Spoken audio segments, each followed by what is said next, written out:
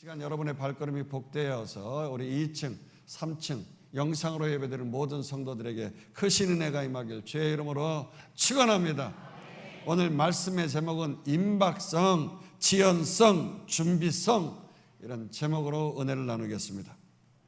우리 주님께서는 감람산에서 제자들과 함께 계속해서 예수님의 재림에 관한 그런 산상설교의 말씀을 하고 계시는데 24장에 이어서 오늘부터 다룰 25장에서는 아주 유명한 열처녀의 비유와 또한 달란트의 비유, 또 양과 염소에 대한 비유 같은 말씀을 하신 것입니다.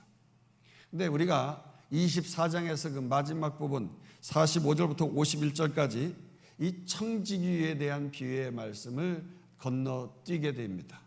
왜냐하면 이 청지기 비유는 다음 주에 다루게 될 말씀, 그 달란트 비유와 함께 이 데칼코마니라고 해서 이렇게 쫙 이렇게 물감을 발랐다가 띄면은 이쪽 저쪽이 똑같아지는 것처럼 그 데칼코마니와 같은 말씀으로 끝부분이 술 피울며 이를 갈리라는 말씀이 있는 것처럼 똑같이 쌍을 이루고 있기 때문에 다음 주에 함께 그렇게 끝나는 그 말씀, 그 동일한 말씀을 좀 다뤄보려고 하는 것입니다. 자, 그래서 오늘은 25장에서 그 유명한 슬기로운 처녀와 미련한 처녀가 나오는 열처녀의 비유의 말씀을 먼저 다루어 보도록 하겠습니다. 근데 제가 여러분에게 늘 거듭거듭해서 말씀을 하고 있습니다만은 성경의 예언의 말씀, 특히 예수님의 재림의 종말에 관한 그 말씀을 대할 때는 나의 편협한 생각을 가지고 대해서는 안 되는 것입니다. 즉 과거, 현재, 미래, 인간의 시간 개념을 하나님은 뛰어넘는 분이시라고 하는 것, 그리고 어느 한 시대의 한 사건으로만 그 말씀을 바라보지 말고 이 말씀은 예언의 말씀이기 때문에 과거, 현재를 하나의 통으로 이렇게 볼 줄 아는 시대의 복합성을 가지고 볼 줄 아는 것이 필요한 겁니다. 그래서 뭐 전천년설, 후천년설, 무천년설, 그 종말에 대한 여러 가지 신학적 해석풀이도요 너무 한 가지만 맞다고 고집하지 말고 모두 이걸 함께 어우르면서 볼 줄 알아야 되는 거예요. 따라서 오늘 이 열처녀 비유는 일단 현재를 살아가고 있는 우리 믿음 성도들에 대한 말씀이라고 보아야 되겠지요. 슬기로운 다섯 처녀는 그래서 거듭난 신자이고, 또 미련한 처녀는 거듭나지 않고 영적으로 형식적인 신앙생활하는 자로 볼 수 있는 것입니다. 또 동시에 더 나아가 오늘날의 이 교회 시대를 뛰어넘어서 마지막 대환란의 때에 휴거되지 못하는 남겨진 신자들 중에서 이 땅에서 재림주로 오시는 그 주님을 기쁘게 맞이하는 자도 있지만, 또 미련한 자는 끝내 버림받게 되어진다는 것도 말씀하고 있는 것을 볼 수 있습니다. 그리고 그 중에는요, 즉 휴거되지 못한 자 중에서 하나님의 구속의 역사에 중요한 획을 긋게 되어지는 그 이스라엘의 렘넌트, 남은 자들도 있다고 하는 것이죠. 마지막 대환란의 때를 통과하면서 드디어 이스라엘 백성 중에서 예수 그리스도로 말미암아 참된 메시아 되심을 고백하고 회개하면서 주께로 돌아오는 그 렘넌트 남은 자들이 있는 것입니다. 이렇게 이스라엘의 구원받는 자를 본문에서는 지혜로운 다섯 처녀로 상징함, 이것도 두루두루 여러분들이 이해하면서 볼 수가 있어야 되는 것입니다. 그렇습니다. 비록 지금 주님께서 2000년 전에 감람산에서 제자들을 상대로 말씀을 전하고 계시지만 이 말씀은 비단 그 시대 그 제자들에게만 국한된 말씀이 아닌 것이에요. 그렇듯이 이 말씀은 또한 교회 시대에 우리 거듭난 성도들을 비롯해서 그렇지 아니한 성도들, 그렇게 꼭 교회 시대만으로도 국한시켜서 볼 수 있는 것도 아닌 것이에요. 앞으로 무조건 주님의 몸된 교회는 대환란 휴거를 거치게 되어지는데, 주님의 신부로서 공중에서 주님을 맞이하게 되어지는 그러한 놀라운 말씀, 그래서 이스라엘의 남은 자도 구원받게 되어지고 이 땅에서 들림받지 못한 성도들도 있을 것이고 하는 그런 어떠한, 우리와는 레벨이 틀린 것이니까, 우리 시대와는 다른 것이니까, 동떨어진 얘기니까, 그러면서 먼 미래에나 있을 그러한 것으로 치부해버리고 마는 그러한 신앙생활에서도 안 되는 것입니다. 제자들의 과거의 시대도 그렇고, 또 혹은 우리가 살아가고 있는 이 교회 시대에도 그렇고, 또 장차 대환란을 맞이하면서 주님 지상에서 재림하시는 때 이러한 모든 것을 통으로 보면서 두루두루 우리가 이 말씀을 겹겹이 해석해가면서 나의 삶 속에서 적용할 줄 아는 것이 진정한 지혜로운 성도인 줄로 믿습니다. 그러나 일단은 현재를 살아가고 있는 우리들에게 이 주님이 주시는 말씀을 우리가 적용할 줄 알아야 되는 거죠. 그래서 우리가 주님의 신부로서 또 주님의 몸된 교회로서 이 땅을 살아가고 있는 입장에서 열처녀의 비유는 우리 성도들을 상징한다고 볼 수 있겠어요. 그래서 슬기로운 다섯 처녀처럼 거듭난 성도가 되어야 할 줄로 믿습니다. 또 미련한 처녀는 거듭나지 못하고 형식적인 신앙생활하는 자예요. 이걸 우리가 오늘 본문을 다룰 때 베이스를 깔고 해석해 나가야 되는 것입니다. 자, 그래서 오늘 본문 1절은 그때라면서 시작을 하고 있는 것입니다. 1절 보도록 하십시다. 그때 천국은 마치 등을 들고 신랑을 맞으러 나간 열 처녀와 같다 하리니. 여기 그때를 어느 시점, 즉 예수님 재림할 때 종말의 때와 같은 그때라고 보지 말아야 되는 것입니다. 이거는 시제를 나타내는 단어 표현이라고 보기보다는요, 일단 우리가 다음 장, 그러니까 앞장을 우리가 안 다뤘잖아요. 24장의 그 마지막 부분, 충성되고 지혜로운 종의 비유의 말씀을 하신 후에 화제를 전환하시기 위하여서 하신 표현으로 볼 수 있죠. 그래서 그 말씀하시는 그 다음에 그때예라고 볼 수가 있겠어요. 그러면서 천국은 마치 하고 천국 비유의 말씀을 유대인들의 결혼 풍습을 배경으로 비유를 하시게 되어졌습니다. 이 천국 역시 1차적으로 이 땅을 살아가는 우리를 마음속에서 이루어져야 되는 천국으로 볼 수가 있겠어요. 내 마음속에서 이루어지는 천국. 그렇게 그리고 또 천국을 우리가 마음속에 이루기 위해서는 과연 내가 하나님 나라의 백성으로서 지혜롭게 살아가고 있는가 우리가 좀 반문해 보고요. 또 천국 백성들의 지혜란 어떤 것인가 요거를 좀 우리가 깨달아서 우리의 삶 속에서 부족한 부분을 적용하고 일단 믿음으로 전진해 나가야 되겠는데요. 여러분, 우리가 꼭 죽어서 천국을 간다든지 주님 재림할 때 이루어진다든지 하는 그것만을 성경에서 얘기하는 게 아니지 않습니까? 1차적으로 지금 당장 내 마음의 천국을 이루는 것, 이게 매우 중요한 것이기 때문에 그래서 흔히 주님의 교회된 성도는 주님의 신부로 비유되고 있는 것입니다. 그런데 여기서는 신랑을 맞이한 한 처녀 같다고 하지 아니하고 열 처녀 같다, 10명의 처녀 같다고 했어요. 아니, 신랑이 10명의 처녀와 결혼한 사람이 어디 있겠어요? 신부는 분명히 한 명 아니겠습니까? 따라서 이 열 처녀는 신부가 아니라 신부의 들러리들로 비유되는 것입니다. 그럼 신부는 어디 있습니까? 이미 완성된 주님의 신부, 즉 교회는 주님이 공중 재림하실 때 신랑이신 예수님과 만나서 이미 혼인잔치를 한 거예요.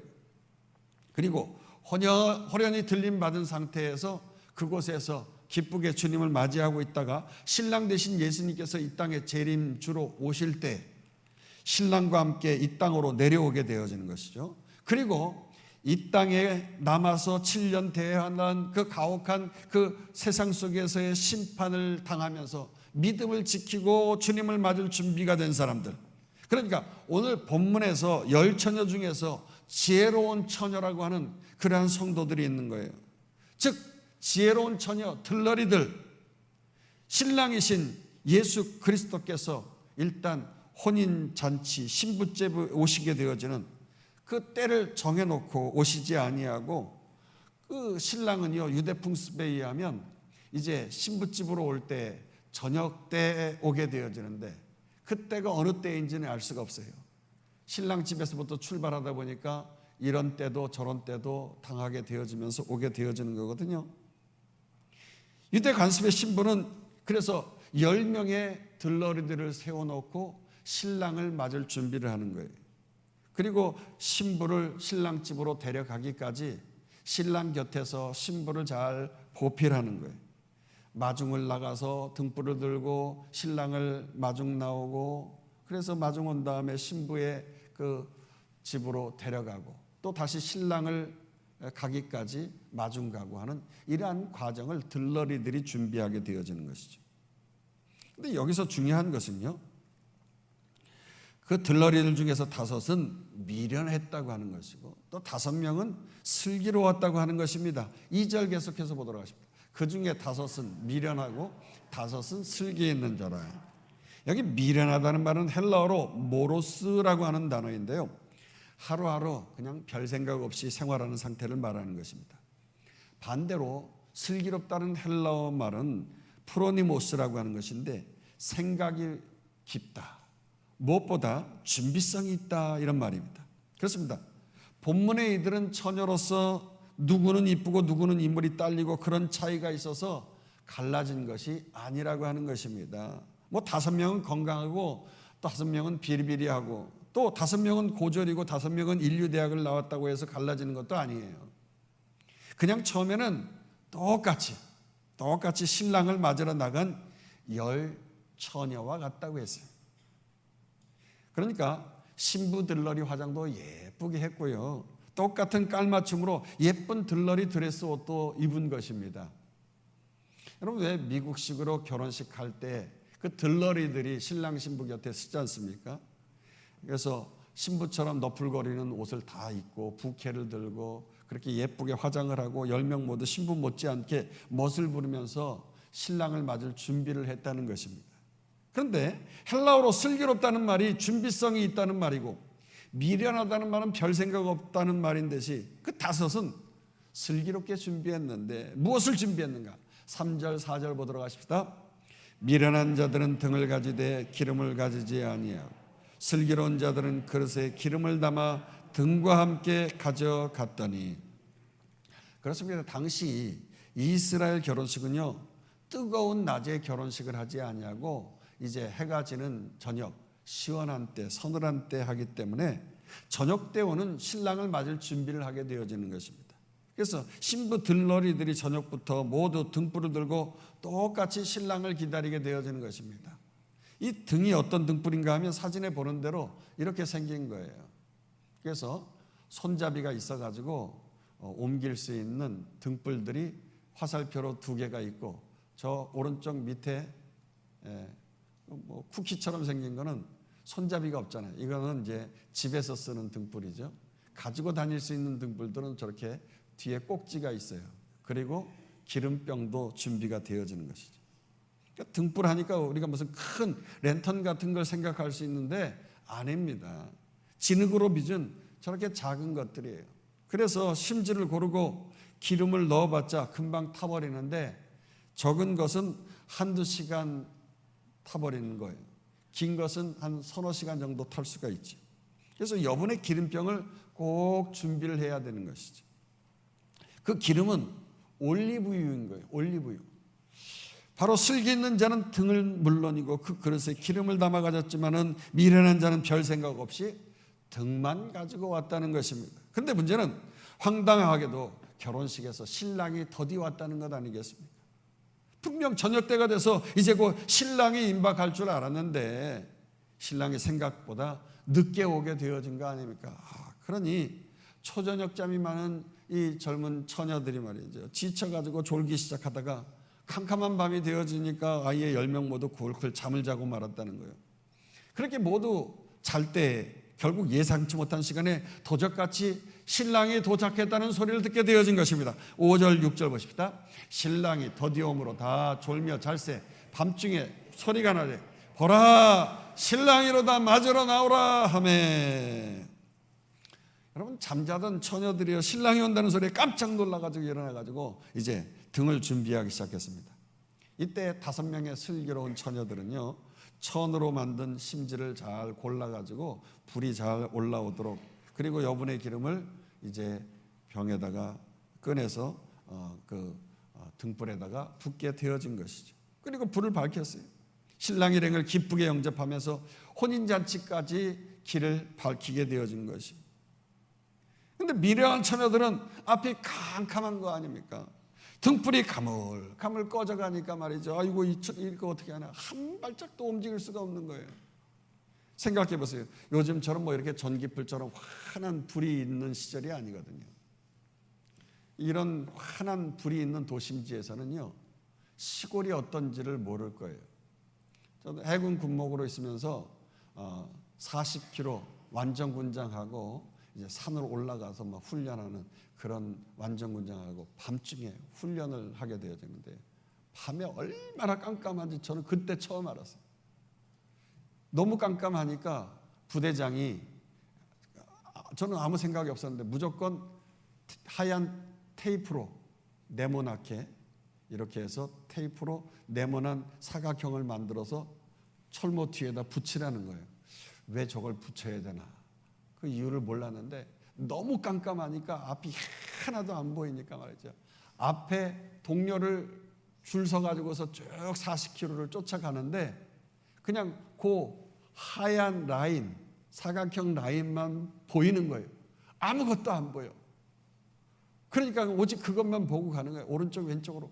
그러다가 앞에 동료가 말이죠, 논두렁에서 확 넘어지면 같이 넘어지는 거예요.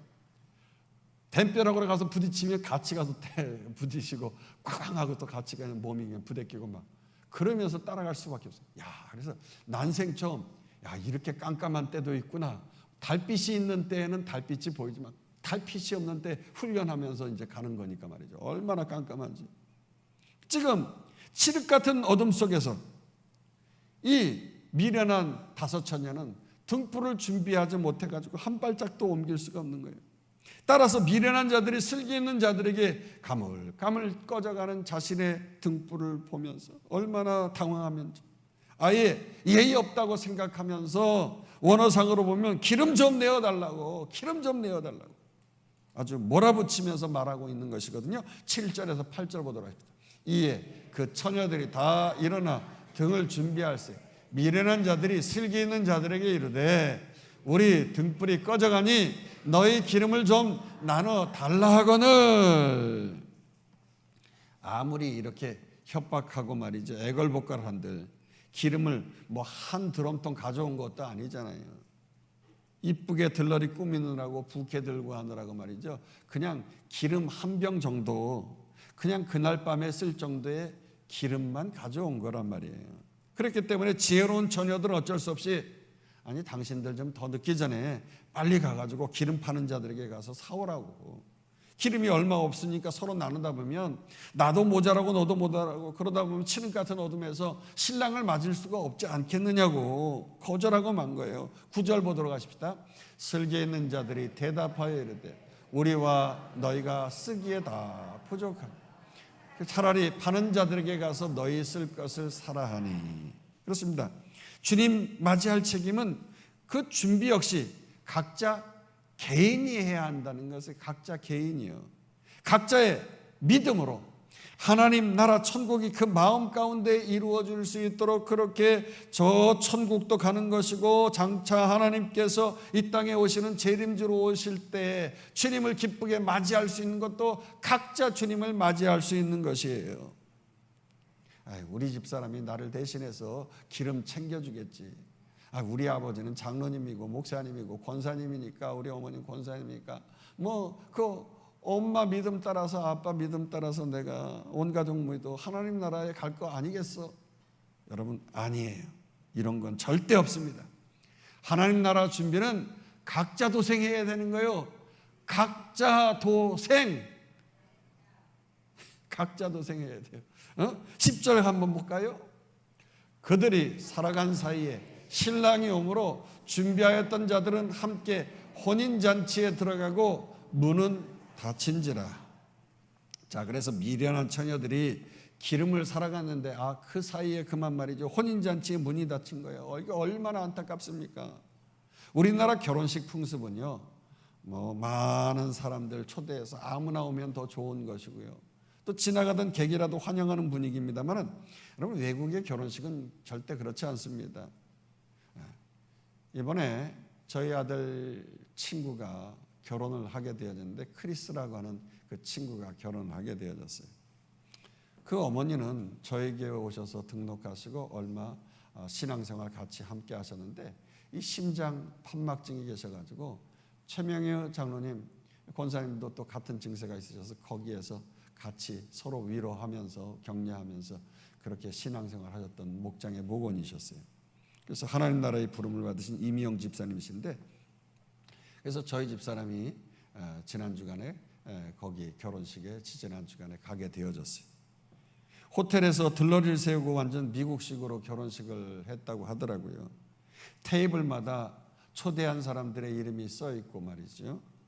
자기가 거기에 앉지 않으면 안 되는 거예요. 다른 사람이 절대 가서 앉을 수가 없어요. 그래서 자리가 차고 시간이 되니까 호텔 예식장 문이 턱 하고 닫히더라는 거죠. 이제 닫힌 데는 다음에는 어느 누구도 들어올 수가 없는 것이고, 그런데 저는 교회에서 결혼식을 하다 보니까 뭐 아는 게 그냥 교회에서 결혼식 하는 것만 알았지, 참 호텔은 뭐 그냥 비싼 줄 알기는 알았지만은요, 요즘에 결혼식장에서 결혼식을 하는데 말이죠, 얼마가 드느냐, 돈 1,000만 원이 든다 그래요. 돈 1,000만 원, 그게 기본이라고 그래요. 그 소리를 듣고 깜짝 놀랐습니다. 결혼식장 빌리는데 돈 1,000만 원이 든다. 교회는 뭐 여러분들이 교회 빌려서 하면 얼마 들지 않고 그냥 감사헌금 하고 하면은 예식장 빌리는 것처럼 더 좋은 환경에서 얼마나 이렇게 예배 드리고 할 수 있어요. 그런데 크리스 와이프가 목사님 딸이라서 교회에서 해야 되는데 신부가 꼭 호텔에서 하고 싶다고, 꼭 호텔에서 하고 싶다고 얘기하니까 크리스 그 아빠가 말이죠, 며느리가 또 며느리를 봤는데 목사님 딸을 봤지요. 그리고 또 아름답고 마음에 들고 얼마나 사랑스럽고 그런데 아들을 생각할 때 그냥 사랑스러운 며느리를 얻었으니까 그냥 아빠가 돼가지고서 그냥 다 해주고 싶은 거예요. 그래가지고 걱정하지 말고 좋은 호텔에서 하라고. 그래가지고서 호텔에서 한 거예요. 그러면서 생각이 나는 거냐, 그렇지, 우리 하나님 아버지도 정말 보석같이 예쁜 신부와 같은 우리들을 그렇게 선택해 주셔가지고서 하나님의 백성으로, 하나님의 신부로 이렇게 맞이해 주셨는데 말이에요. 우리 예수님의 신부로 말이지 맞이해 주니까 하나님께서 가만히 계실 수가 없는 거예요. 그냥 호텔에서 좋은 데서 하라고 하는 것처럼 신랑 되신 예수님과 함께 그냥 이 땅에서 수준 낮게 결혼식을 할 수가 없는 거예요. 그래서 공중 잔치 결혼식을 하는 거 아니겠습니까? 할렐루야. 그리고 말이죠, 오케스트라를 막 부르고 하는 게 오케스트라 정도가 아니라 천군 천사의 빵빠레와 나팔 소리와 함께 결혼식이 이루어지는 거예요. 할렐루야.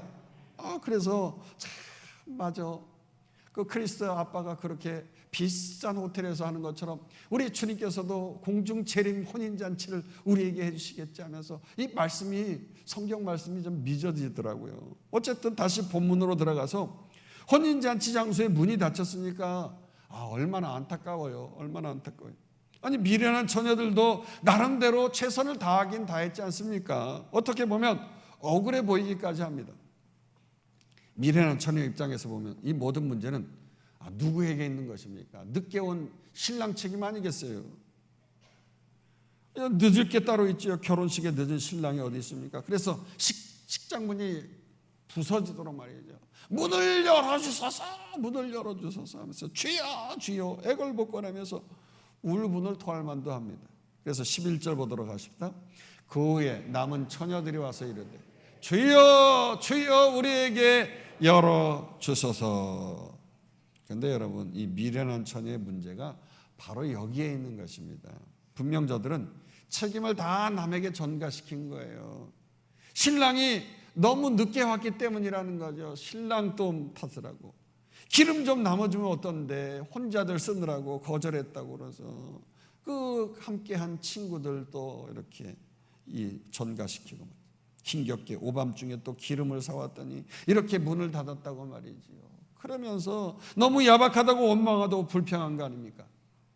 그러나 그런 저들을 향해서 신랑 되신 주님은 아주 매몰차게 정을 끊고 말았습니다. 12절 보도록 하십니다. 대답하여 이르되 진실로 너희에게 이르노니 내가 너희를 알지 못하노라 하였느니라. 아니 어떻게 순간 이런 일이 일어날 수 있느냐 말이에요. 똑같이 10명이 들러리로 꾸미고 가슴 벅차게 신랑 맞을 준비를 했었는데 5명은 결혼식에 들어가서 즐겁게 천국 잔치를 벌이고 있는데 너희를 내가 도통 알지 못한다고 그런 말을 들었으니 말이죠. 도대체 어떻게 이렇게까지 문전박대를 당하는 신세가 되었겠느냐 하는 거예요. 그래서 오늘 본문 마지막 절을 잘 살펴보니까 이 마지막 절을 잘 살펴보니까 역시 문제는 딱 하나인 거죠. 항상 깨어 있어야 되는데 깨어 있지 못해서 그런 거예요. 마지막 순간까지 깨어 준비하는데 준비하지 못하면 너무 늦는 거예요. 준비되어지지 못했어요. 13절 마지막 절 읽어보실까요? 그런즉 깨어 있으라 너희는 그 날과 그 때를 알지 못하느니라. 그렇습니다. 깨어 있으라니까 뭐 졸고 잠을 잔 것에 대해서 문제 삼는 것은 아니에요. 졸고 잠잔 건 슬기로운 처녀들도 다 똑같이 잠을 잤잖아요. 문제는 아무 생각 없이 정신줄을 놓았다는 것이에요. 준비성 없이 살았다는 것입니다. 오늘 제목의 말씀처럼 주님의 재림이 임박했는데 임박성이 있는데 그걸 깨닫지 못하고 있었던 거예요. 또 주님의 재림이 언제라든지 지연될 수 있다고 생각했는데 그 지연성이 있는 것인데 그걸 깨닫지 못한 거예요. 이 미련한 처녀들은 그냥 내 입장에서 내 생각만 하면서 이때쯤 오겠지 그렇게 자기 생각으로 계산하고 판단한 거 아니겠어요? 그리고 그냥 덤덤하게 준비성 없이 그냥 살아간 거예요. 그래서 미련하다는 것입니다. 그러나 반면에 슬기로운 처녀는 처음에 물론 결혼식이 정시에 치러질 것이라 기대는 했겠습니다만 그렇게 주님의 재림이 임박성이 느껴지고 있었지만 그러나 이것은 어디까지나 내 생각 순간 모든 걸 신랑 입장에서 생각해야겠다. 그래가지고서 마음 먹고 몸으로 행동한 거 아니겠습니까? 왜냐? 이 모든 혼인 예식의 주인공은 누구예요? 신랑 아닙니까? 신랑이 오다가 혹시 쉴 수도 있고 뭔가 지연될 수 있는 상황이 있을 테니까 들러리인 자신들이 주인공이 아니니까 신랑 입장에서 생각해보자 한 거예요. 그러다 보니까 신랑의 사정에 따라서 얼마든지 늦어지고 지연되니까 이 지연성에 변수가 생길 것이라고 생각한 거예요. 그렇습니다. 우리 주님께서 이 땅에 오실 때 항상 종말의 때라고 재림할 거라고 말씀을 했는데 왜 이렇게 지연됩니까? 때와 기한은 아버지께 있는 것이에요. 주님께 있는 것인 줄로 믿습니다. 그러니까 주님의 재림이 지연되는 이유는 뭐예요? 특별히 이방인의 숫자가 차기까지 세상 모든 민족에게 복음이 증거되기까지 지연될 수가 있는 것이죠. 이 지연성이 있는 거예요. 그래서 여러분 이단들처럼 뭐 날짜 계산하고 이날 온다고 다 뻥이에요. 거짓말이에요. 여러분 지연성을 가지고 준비하는 자들이 지혜로운 성도인 줄로 믿습니다. 그래서 저들이 지혜로운 처녀라 일컬음을 받은 거예요. 즉 주님 재림에 관한 한 자기 생각을 접고 자기 입장을 내려놓고 자기 고집을 꺾고 신랑 입장에서 말씀에 입각해가지고 오직 자기 할도리만 하면 되었던 거예요. 준비할 도리만 하면 되었던 것이에요. 신랑 입장에서 기름 한 병 더 준비하는 마음, 준비성이 바로 지혜와 미련함의 차이라고 하는 것입니다. 그렇습니다. 지혜라고 하는 것은 내 생각만 고집하는 것, 이게 아니라는 거죠. 주님의 말씀은 내 발의 등이요 내 길이 빛이니이다. 이 말씀처럼 인생에서 한 걸음 한 걸음 발을 뛸 때마다 또 한마디 두마디 입을 열어 말씀을 외칠 때마다 주님의 말씀이 내 발의 등불이 되어져서 그 길을 안내하는 대로 한 걸음 한 걸음 떼야 할 줄로 믿습니다. 또 주의 말씀 한 말을 생각나게 하실 때마다 그렇게 한마디 한마디 말하고 생각난 것을 행동하면서 실천에 옮기는 것이 지혜로운 성도인 거예요. 그래서 미련한 처녀의 그 미련함을 다시 정리하자면 말씀 생각은 안중에도 없고 그 미련한 처녀들은요 자기 생각만 고집하면서 살았다는 거예요. 미련한 처녀의 모습이 바로 이러한 것입니다. 내 조망만한 요 머리로 내 지식으로 내 이성으로 테두리 안에서 몇 시에 신랑이 올 거라고 그때까지 이 등불이면 충분할 거라고 생각한 거예요. 들러리로서 나는 완전히 다 완벽하게 준비했다는 거예요. 화장도 잘 돼 있고 나는 이쁘고 잘났다는 것입니다. 나는 남들보다 성경도 잘 알고 해석도 잘한다는 거예요. 요즘 뭐 유튜브가 발달해 가지고서 인터넷으로 말이죠, 뭐 성경 말씀 다 많이 나오잖아요. 저도 이 말씀 저 말씀 들어보는데요, 서로 다 잘났다는 거예요. 전천년설이 어떻고 후천년설이 어떻고 무천년설이 어떻고 그거 다른 사람들은 이단이라고 뭐 어떻고 너무 정죄할 필요 없어요. 여러분, 그날과 그때는 알지 못하니까 그날과 그때를 얘기하는 자들은 그 이단이라고 우리가 정죄해야겠지만은 이 성경에 이런 말도 저런 말도 다 있을 수가 있는 거예요.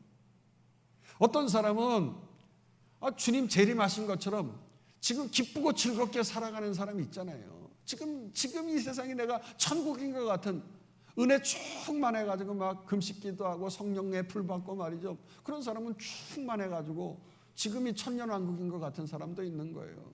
아니면 지금은 말이죠, 막 지옥 같은 삶을 살아가는 그러한 사람도 있을 것이고, 사람마다 다 다르잖아요. 꼭 성경을 내 믿음, 내 현재 상황 그것으로 막 해석하고 말할 필요는 없는 것이란 말이에요. 그러면서 모든 걸 자기 생각 안에서 결정하고 만족하면서 말이죠, 별 생각 없이 말하고 행동하며 살아가는 사람이 미련한 자라는 것입니다. 성경은 이런 사람은 뭐 주관이 뚜렷하다, 소신대로 살아간다고 말하지 않고 한마디로 미련한 자라는 거예요. 미련한 자. 여러분, 가정 안에서도 마찬가지입니다. 내가 원하는 남편상은 이렇고 내가 원하는 아내상은 이렇고 말이죠, 당신은 왜 그렇게 내 뜻대로 못 해주느냐고 이러면 미련한 남편이고 미련한 아내가 되는 거예요.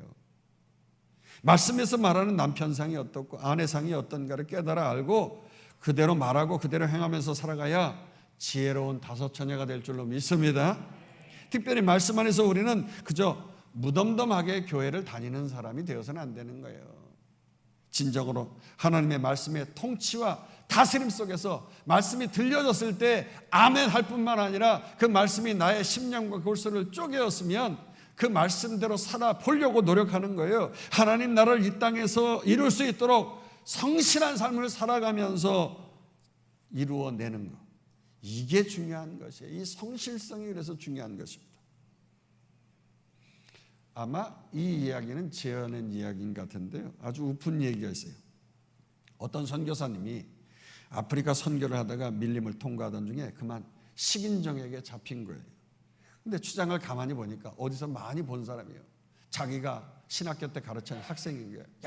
그래서 나는 이제 살았다고, 저 신학생이 이제 나를 살려줄 것이라고 그렇게 생각을 했어요. 너무 기뻐가지고. 그래서 당신 예수 믿고 변화됐느냐고, 그런데 아직도 왜 식인종 추장이 돼서 있느냐고 그렇게 좀 야단을 친 거예요. 그랬더니 물론이죠 선교사님, 제가 예수 믿고 변화가 되었습니다. 거듭났어요. 그러면서 그 다음 말 하는 것이 정말 우픈 말을 하는 거예요. 이 식인종 추장이 말하기를, 내가 신학교 안 다닐 때는 그냥 사람 잡아먹었는데 신학교 다니고 나서 공부한 다음에는 내가 반드시 기도하고 사람을 잡아먹는다고. 반드시 잡아먹는데 기도하고 잡아먹는다는 거예요. 그렇습니다. 신학교에서 좋은 성적으로 졸업하면 뭐합니까? 말씀만 배운 거예요. 껍데기만 변화된 거예요. 요 조망만한 머리에 지식을 채우는 데만 열중한 거예요. 어설프게 교회만 다니고 공부만 한 거예요. 언제 어느 때 갑자기 주님 재림이 들이닥칠지, 아니 언제 자신이 죽음의 때를 당할지 아무도 모르잖아요. 그 종말의 때가 주님 재림의 종말의 때만 있는 게 아니라 나 자신이 언제 어느 때 갑자기 죽을지 종말의 때도 있단 말이에요. 그러니까 하나님의 말씀대로 주님 만날 날 기억하면서 늘 오늘이 나의 종말이다 이런 생각을 가지고 성실성으로 준비성을 가지고 그렇게 살아야 되지 않겠어요? 할렐루야. 그럴 때 부끄러움 당치 아니하고 지혜로운 성도 되는 거 아닙니까? 이 자리에 앉은 우리가 그렇게 말씀으로 주님 만날 준비를 성실히 하지 아니하고 그냥 노아의 때 사람들처럼 말이죠, 무덤덤하게 별 생각 없이 먹고 마시고 시집가고 장가가면서 살아간다면 반드시 부끄러움 당할 거예요. 아니, 부끄러움 당할 것뿐만 아니라 주님으로부터 문전박대를 당할 것이에요. 문전박대를. 혹시 우리가 본문의 어리석은 처녀와 같이 등만 준비하고 교회만 다니고 그냥 신학교만 다니고 머리에 지식만 쌓고 성경 공부만 하고 나의 삶 가운데 적용해서 하나님 사랑, 이웃 사랑까지 실천하지 아니하고 어두운 세상 밝히면서 말씀 가운데 기름 부어서 성령 충만한 가운데 하나님의 뜻을 이 땅에 이루면서 그렇게 신앙생활하지 아니하고 허울 좋은 그냥 직분에 그냥 명예에 권력에 물질의 복에 의하여서 그것만 따라가려고 하는 종교생활하고 있다고 하면 여러분, 이러한 자는 세상나게 취하는 자인 것입니다. 무덤덤하게 주님 맞을 준비 등한히하면서 살아가면 주님 앞에 서지 못하는 거예요. 우리 모두 지혜로운 자 되길 주의 이름으로 축원합니다. 인자가 올 때 세상에서 믿음을 보겠느냐 탄식하셨던 주님의 말씀을 항상 기억해야겠어요.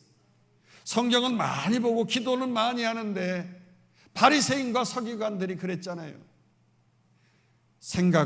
하는 생각은 전혀 성경적으로 정리되지 않은 생각하고 삶은 하나님의 뜻을 따라 살지 아니하고 오히려 말씀 가지고 더 사람들 정죄하고 지적하고 자기 배만을 위하여서 자기 축복만을 위하여서 내 자식 잘 되는 것만 위하여서 그렇게 남들 죽이는 일만 하면서 살아갔던 자가 되어서는 안 되는 것입니다. 그렇습니다. 오늘 마지막 13절 그래서 그런즉 깨어있으라고 했어요. 우리가 그날과 그때는 분명한 것은 알지 못하는 거예요. 종말의 때는 어느 누구도 알 수 없어요. 그렇기 때문에 깨어있어야 할 줄로 믿습니다. 그래서 요한계시록 16장 15절에 보니까 주님이 도적같이 오리니 누구든지 깨어서 벌거벗지 않고 자기 부끄러움을 보지 않는 자는 복이 있다고 했어요. 그래서 15절 다 같이 한번 읽고 마치도록 하십니다. 보라 내가 도둑같이 오니 누구든지 깨어 자기 옷을 지켜 벌거벗고 다니지 아니하며 자기의 부끄러움을 보이지 아니하는 자는 복이 있도다. 그래서 우리가 지난 시간에 살펴봤듯이요, 어떻게 하면 깨어 있어서 복 있는 삶을 살아갈 수 있을까 한번 더 살펴보고 말씀을 마치겠는데, 첫 번째는 말씀 안에서 깨어 있어야 돼요. 할렐루야. 그런 자가 복이 있습니다. 두 번째는 마귀가 틈타지 아니하도록, 악한 마귀가 틈타지 아니하도록 늘 깨어서 우리 마음과 생각에 이 마귀적인 생각이 들어오면 나사렛 예수의 이름으로 명하노니 이 더럽고 추악한 생각은 떠나갈 치어다 하고 선포하고 물리치시기를 축원합니다. 하나님의 말씀에 합당한 영의 생각만 하면서 살아야 될 줄로 믿습니다. 그리고 마지막 세 번째, 어떻게 깨어 있어야 복된 자입니까? 늘 기도로 깨어 있어야 할 줄로 믿습니다. 그래서 무시로 주님과 기도하면서 새벽기도, 수요기도, 금요기도에 나오면서 말이죠, 우리가 주일 예배에도 와가지고서 이 사람 저 사람하고 뭐 얘기하고 교제 나누는 것도 중요하지만 주의 전에서 기도하면서 그렇게 주님과 교통하면서 하나님 나라 천국을 위해서 준비된 자로 살아가는 우리와 우리의 자녀 되길 주의 이름으로 축원합니다. 축원합니다. 축원합니다. 우리 함께 합심해서 기도하겠습니다. 오늘 말씀을 생각하면서 주님의 재림이 임박성, 그리고 주님이 언제 어느 때 오실지 지연성, 그리고 깨어 준비하는 준비성을 가지고 지혜로운